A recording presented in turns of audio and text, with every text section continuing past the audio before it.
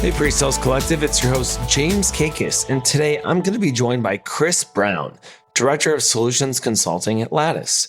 Chris is also a member of our PreSales Leadership Collective Council. The topic of today's episode is maximizing your impact on your team. No matter how long you've been in leadership, getting the most out of your employees and helping them reach their potential has always been part of the job. And how we get there is up for interpretation. So today's podcast episode, Chris is going to discuss what maximizing your impact on your team actually means, and he's going to provide a roadmap to get there. Chris is extremely passionate about this topic, and one of the concepts that we're going to discuss a lot today is coaching. What is coaching and how is it different from managing? And what are the best practices around coaching to get your employees to a level where they're reaching their potential? You're creating a great culture of feedback and performance. Enjoy today's episode.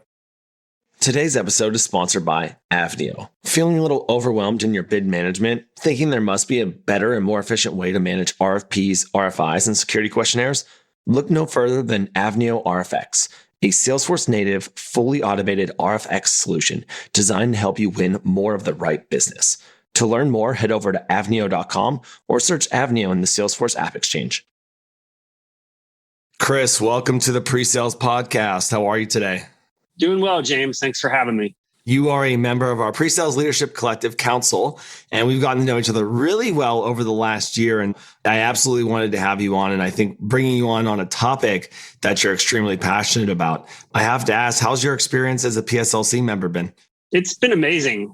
Threw my hat in the ring because I wanted to give back to the community and help develop the next generation of SEs and SE leaders. But as I've gotten into the weeds and interacted with other council members, it's been extremely rewarding. I mean, first, I've gotten such a wide exposure to different ideas and philosophies around, how to lead and run pre-sales teams. I've gotten to contribute to our mentorship program, and I'm now working on a series of blueprint articles that I think will help, newer pre-sales leaders as they, put the foundation in place for building and leading teams.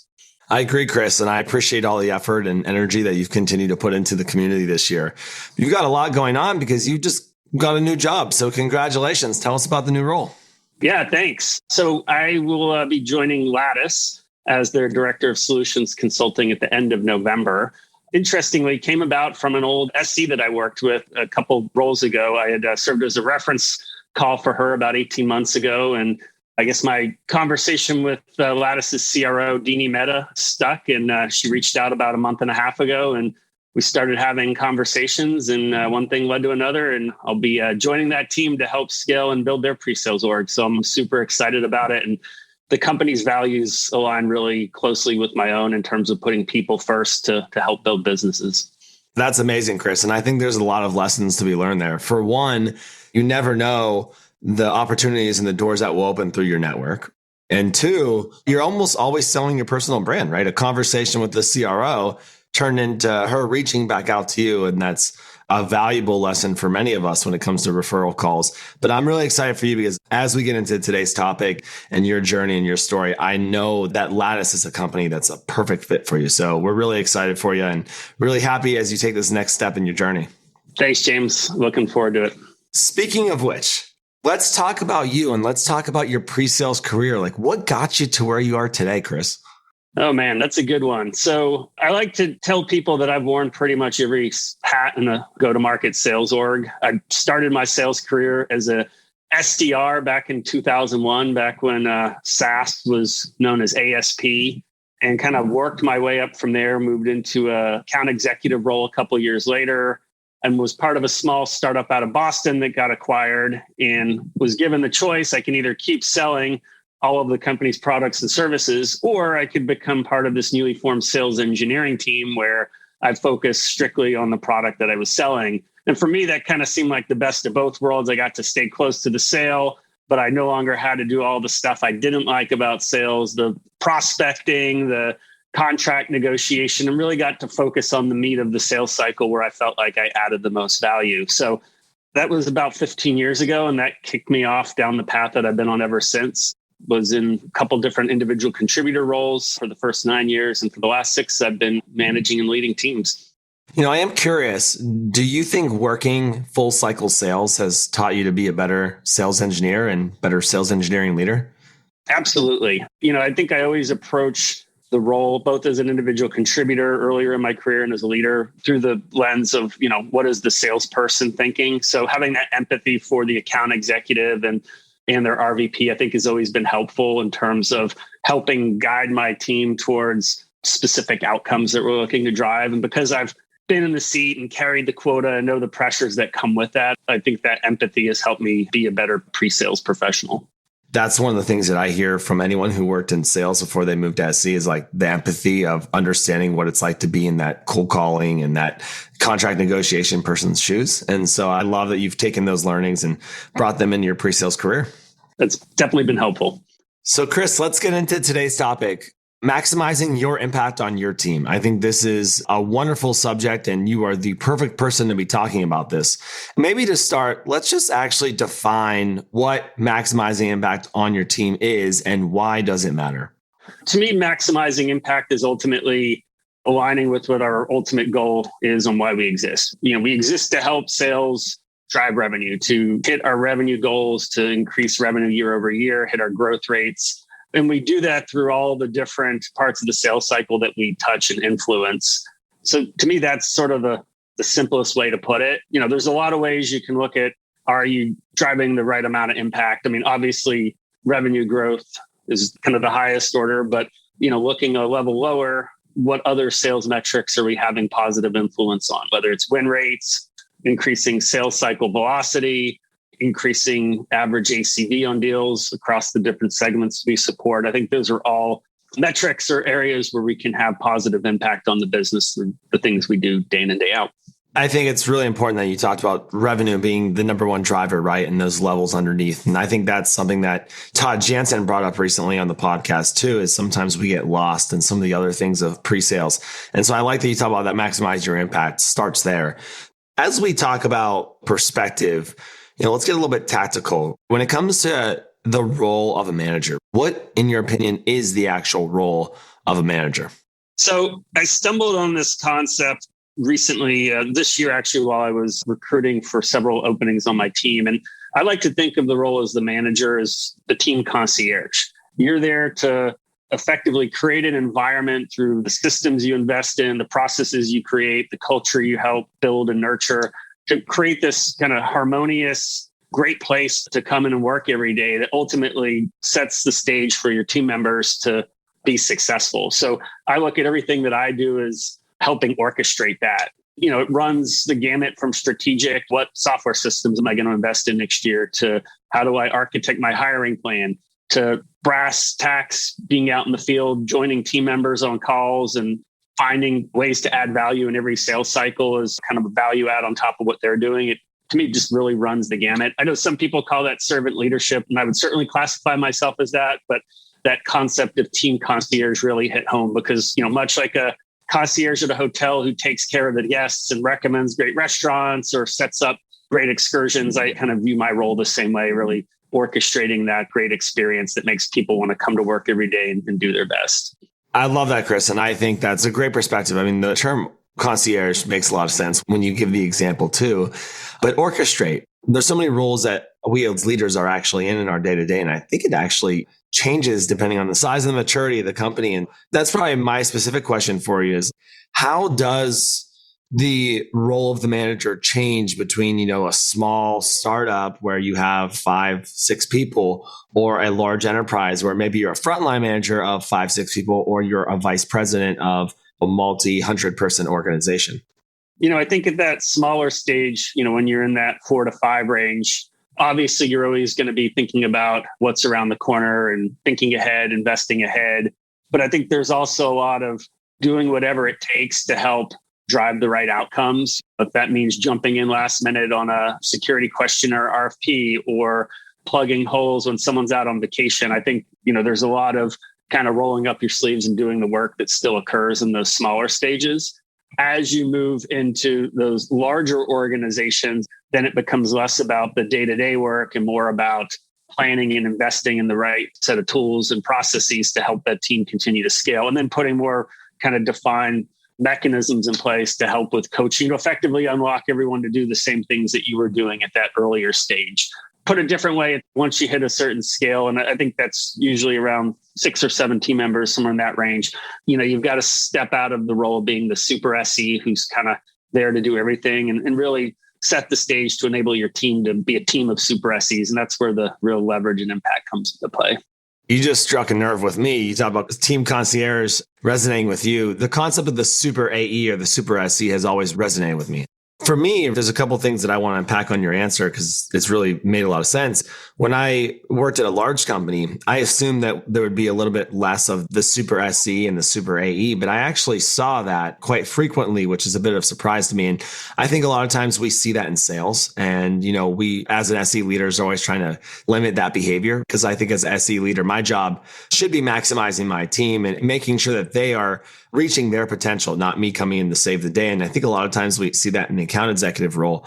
But I go back to my time at Showpad, and I'm very transparent about this, that sometimes I think that I was a good manager. And I think at times I was a bad manager because I was too busy trying to be a great individual contributor due to the growing demands of the organization.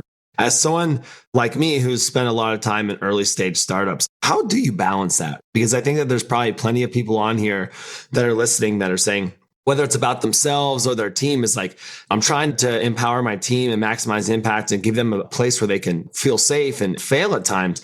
But the organization is moving so fast that I have to do a million different things at one time or something gets left behind. That's the way it resonated with me. So I'm curious what you think about that. I think the trickiest is when you're a first-time manager, an SE at your current company for several years, you're an expert on the platform, you get promoted. That's always the toughest to pull yourself out of that. And I can relate. My first leadership role at Spreadfast, I was leading a team of 3 people. And for a period, I still had one AE I was supporting. And it was really hard to figure out where to focus my time. Do I spend time on deals or do I spend time helping develop the team? And it was a constant balancing act. I don't know that I did all of those things well. I think everything probably suffered a little bit in the process. I did find as my team size increased and as I rolled off that AE, it got a little bit easier, but it was still a constant effort because it was so easy joining a call with a new team member to want to jump in and deliver the right answer versus an answer that might have been more suited to how they would have stated it. I think as I've moved into other roles where I'm no longer the platform expert, I think I've gotten comfortable with never knowing as much about the platform as the members of my team, knowing just enough to be dangerous and understand obviously what we're doing and being able to hack things together, but not being the expert, I think has been really helpful.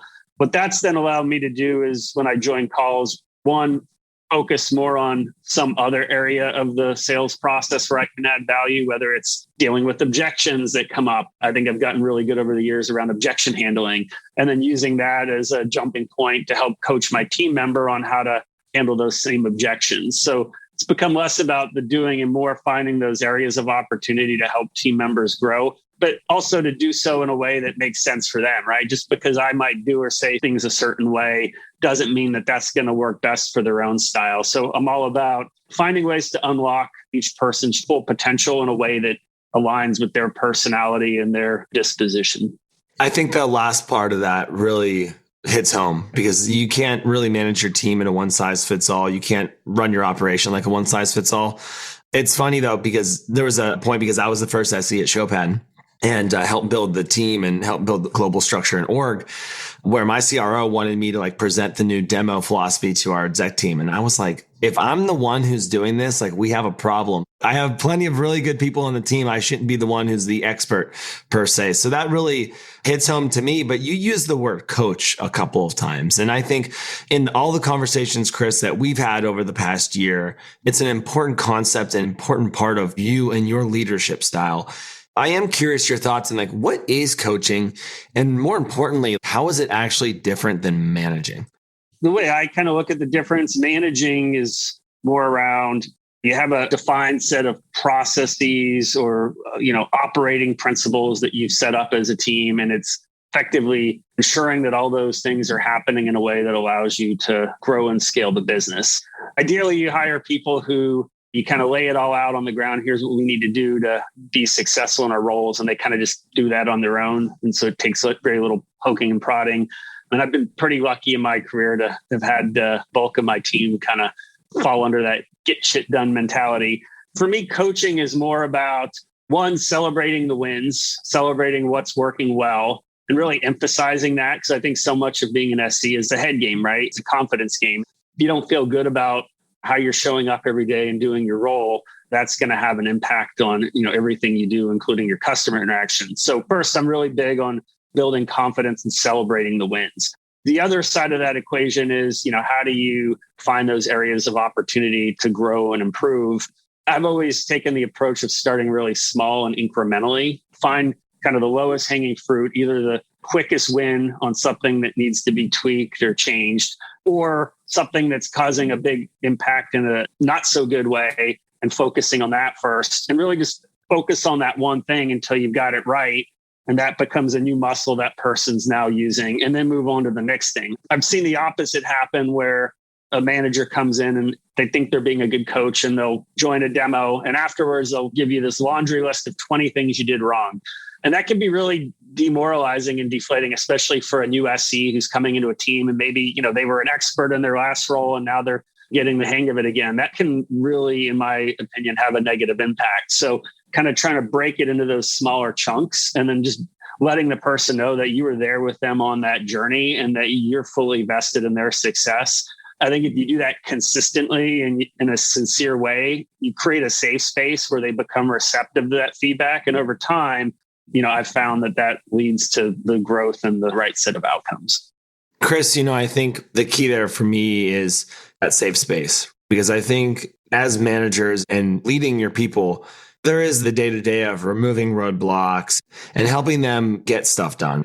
But at the same time, I do think that there has to be this level of a relationship that has to be there to make sure that that culture of feedback exists and that trust exists as well. And I would say, as a new manager, I always wanted to separate the line of my personal life and my professional life, right? There was always two different me's. And then I kind of realized that whole concept of bringing your whole self to work and allowing people to be themselves. And I think that put my guard level down and probably put my teams and allowed for that culture of feedback to really thrive. Because I think, to your point, those are the things that you have to do to build trust to get to the point, right? When you talk about maximizing impact, if you run your team as a really process and efficient operation, that's great. There's going to be some efficiencies, but if you're not tweaking and tailoring to those individual people and customizing, do they actually meet their potential? That for me is how my coaching style has changed over time, right? Is I made that shift. So Chris, how has your coaching style changed over time? Great question, James.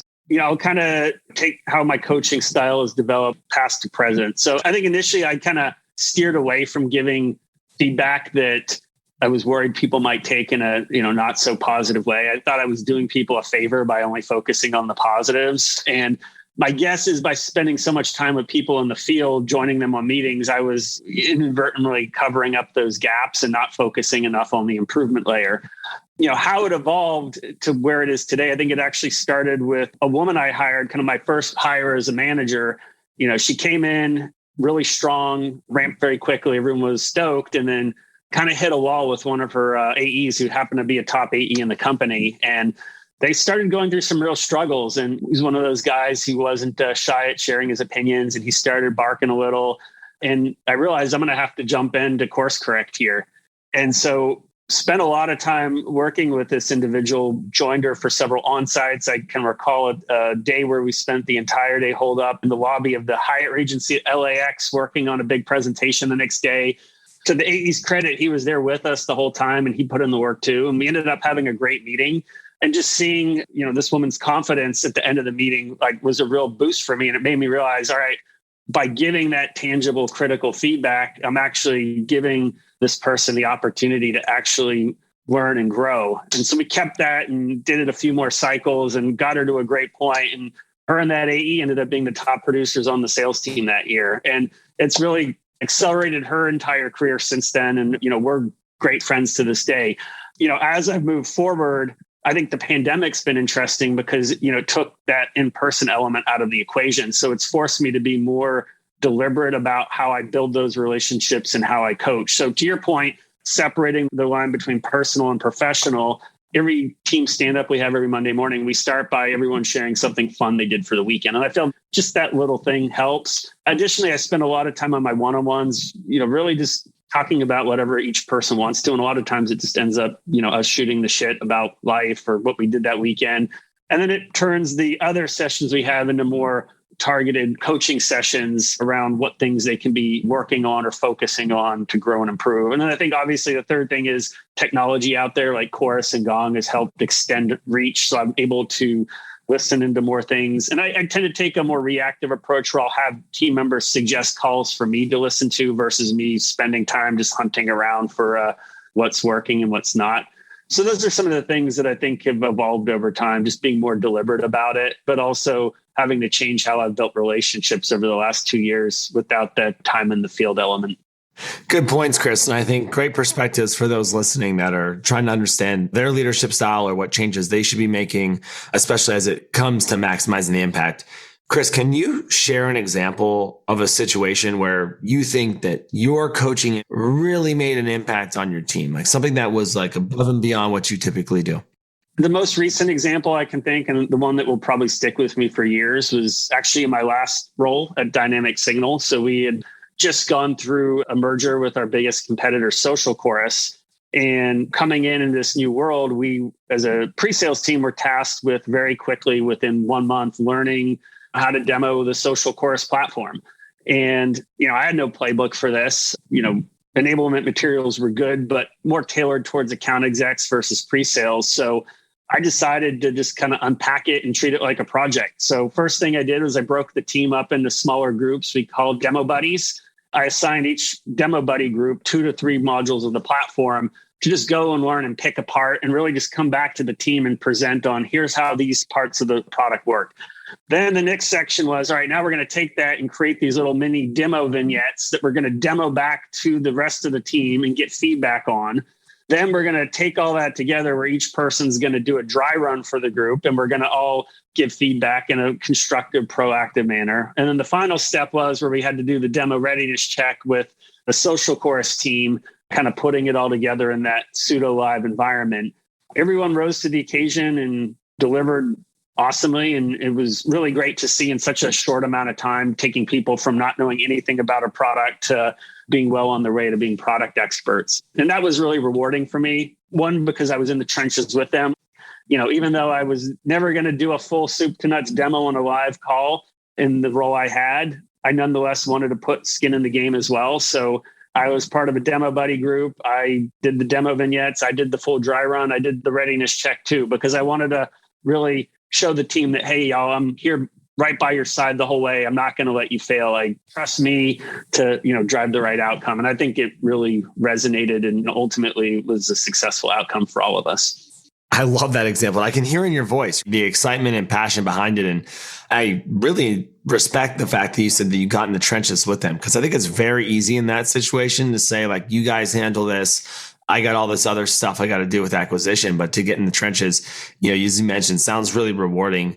What do you think was the impact on your team? It sounds like obviously it was very successful, but from a reception level to the approach, but also to like breaking that barrier of trust through a very difficult situation of a merger. I think first and foremost, I noticed there wasn't as much resistance to doing that as I thought. And I think by me putting skin in the game and being right there with them, doing the same set of things that I was asking them to do, I think that kind of created a baseline. I spent a lot of time outside of what I just described, working with individuals one-on-one, helping them through tough times, because there were certainly some tough times on that 30-day journey. And I think by just really taking the time to care for the individuals and talk them through the challenges or fears they were having. What happens if I show up on that readiness check and I bomb? Like, what's going to happen then? And just really treating them as a human first and empathizing with their fears and anxiety. Anytime you're going through an M&A situation, there is some of that. And just really just being there for them as a friend first, and then helping them take that energy and channel it in a positive direction through the feedback I was giving and through the encouragement I was giving. I think ultimately helped everyone break through those barriers and get to a good place to where they needed to be. Thanks for sharing that, Chris. I like that you just said friend first, because that's not something that a lot of people think of when they think of leadership or being a manager, being a friend at the same time, especially during a stressful situation.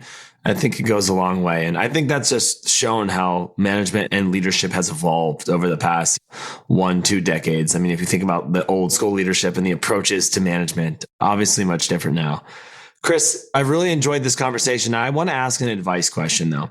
For those that are maybe just entering their leadership journeys or are in their first couple of years, what advice do you have for them when it comes to maximizing their impact on their team and not necessarily taking that role of super SC?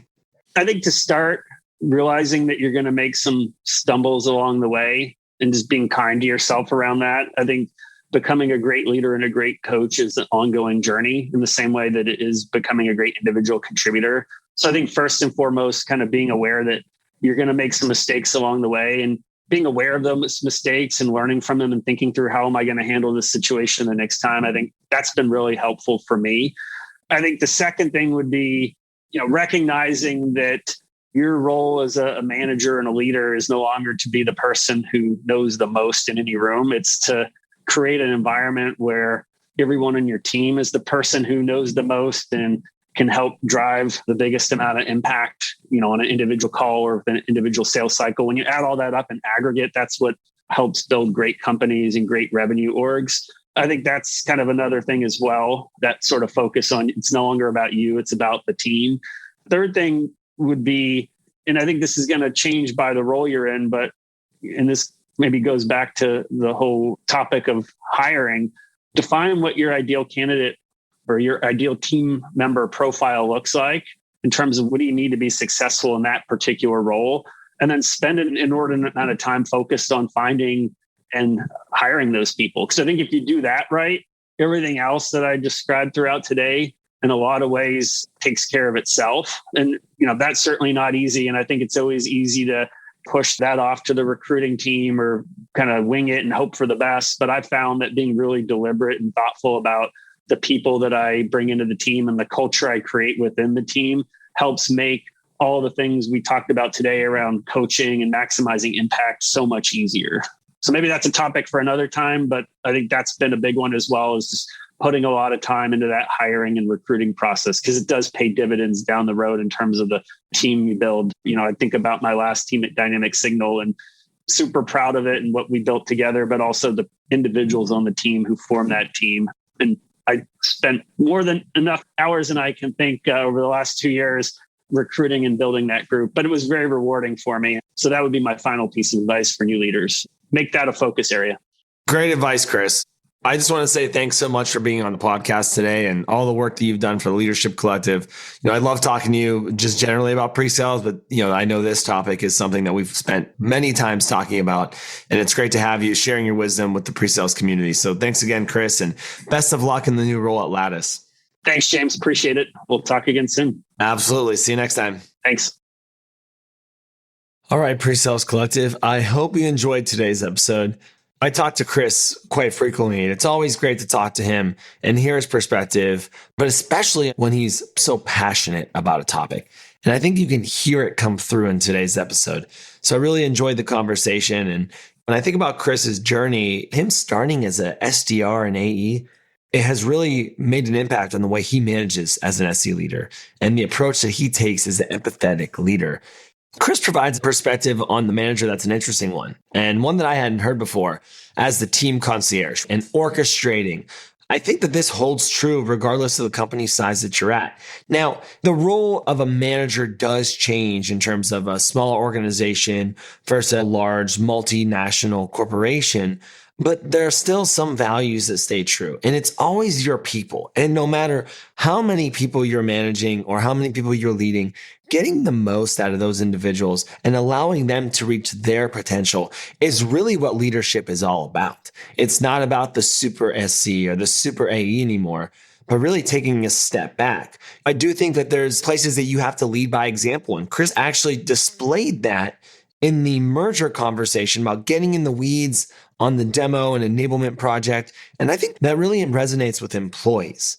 And one of the things that I mentioned was how I always felt like I ebbed and flowed as a good manager at my time at Showpad just due to the demands of the organization. But I think it's on us to figure out how we meet the demands of the organization and our leadership, but really are making sure that people that work for us are fulfilled, empowered, and bring their best version of themselves to work every day. One thing that Chris talked about was how his style has changed.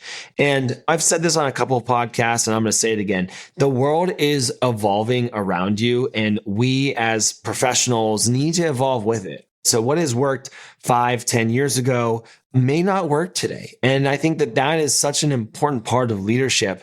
Even when we switch different jobs, we need to take those learnings from our past and create our own style. And I just want to wrap that I love Chris's specific example of the woman on his team that was dealing with conflict and a very successful AE and how he helped manage through that situation. I can guarantee you everyone listening to this podcast was either in that situation or knows of somebody in that situation. And managing conflict, especially with your account team, is I think the first step that any leader could actually do to empower their team. Put them in that situation and help coach them to manage through those difficult situations instead of managing and solving them for them. I think that's step one in coaching from my perspective. All right, PreSales Collective, as always, I hope you enjoyed today's episode. I would love some feedback. If there's a topic that we haven't covered that you want to hear, please reach out to me in the PreSales Collective Slack. I'd be more than happy to answer it. Otherwise, I'll see you next week.